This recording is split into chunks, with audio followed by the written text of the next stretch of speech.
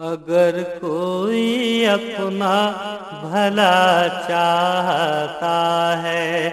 उसे चाहे जिसको खुदा चाहता है। अऊज़ु बिल्लाहि मिनश्शैतानिर्रजीम बिस्मिल्लाहिर्रहमानिर्रहीम। ख़वातीन व हज़रात, आपकी खिदमत में पिछले प्रोग्राम में रोज़ा तोड़ने वाली चीज़ों के बारे में हमने चंद बातें अर्ज़ की थीं और उसका ख़ुलासा ये बयान किया था कि 3 चीज़ों की वजह से रोज़ा टूटता है। एक, इंसान के बदन के सुराखों के ज़रिए किसी चीज़ का दाखिल बदन होना। दूसरा, ज़ौजा से क़ुरबत वग़ैरह या इससे मुताल्लिक़ा चीज़ें कि जिनकी वजह से गुस्ल वाजिब हो जाता है, जिनकी तफ़सील हम अर्ज़ करेंगे।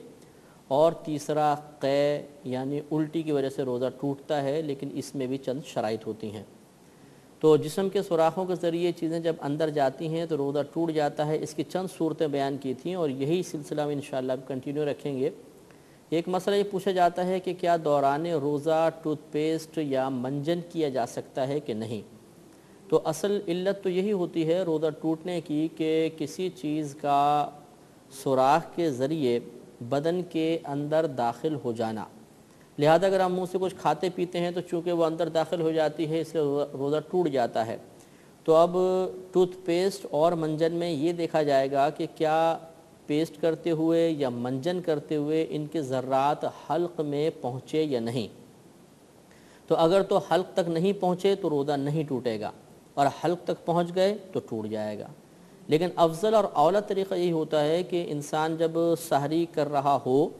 तो सहरी बंद होने से 5-7 मिनट पहले ही फ़ारिग़ होकर पेस्ट वग़ैरह करके अच्छी तरह फ़राग़त हासिल कर ले।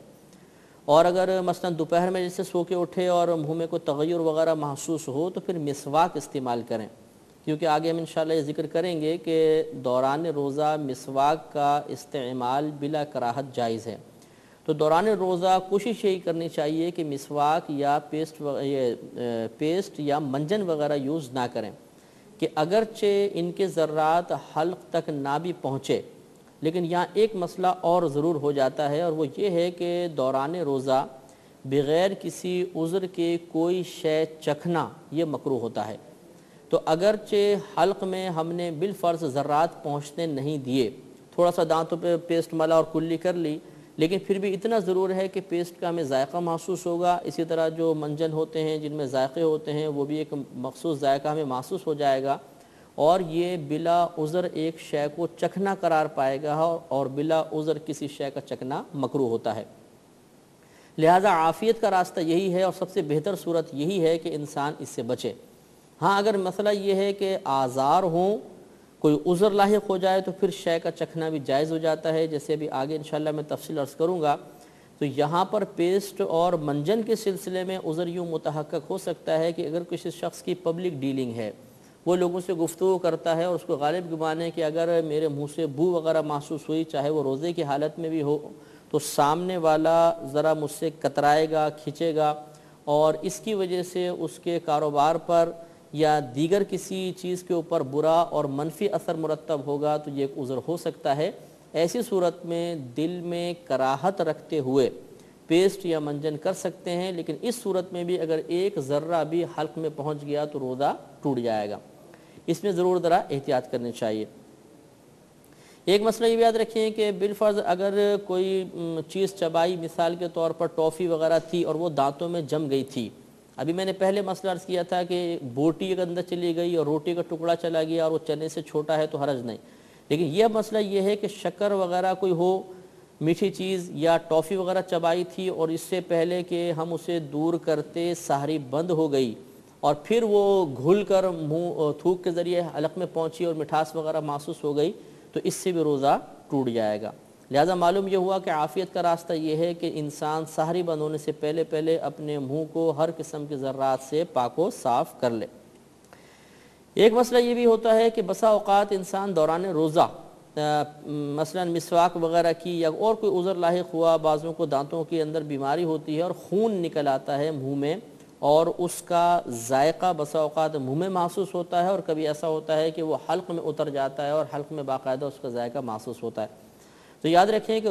خون نکلنے سے روزہ نہیں جاتا، لیکن اگر وہ خون حلق میں اتر گیا تو اب روزہ ٹوٹ جائے گا۔ لہٰذا ہم یہ دیکھیں گے اگر منہ سے خون نکلا اور وہ حلق تک نہیں پہنچا تھا، ہم نے باہر تھوک دیا ہے تو روزہ نہیں گیا، کہ صرف خون نکلنے سے روزہ نہیں جاتا بلکہ اس کا حلق میں اترنا یہ لازم ہوتا ہے۔ اب وہ نہیں اترا تو روزہ ہمارا باقی رہے گا، اور اگر خدا نخواستہ وہ حلق میں اتر گیا، ہمیں باقاعدہ اس کی نمکینی یا ذائقہ محسوس ہوا، تو اس صورت میں روزہ ٹوٹ جائے گا۔ ایک مسئلہ یہ بھی یاد رکھیے کہ اگر مثلاً کوئی وضو کر رہا تھا اور روزہ اس کو یاد تھا، بڑی احتیاط سے کلی کر رہا تھا، کہ اچانک کسی کا دھکا لگا اور اس کی وجہ سے پانی اس کے حلق میں چلا گیا،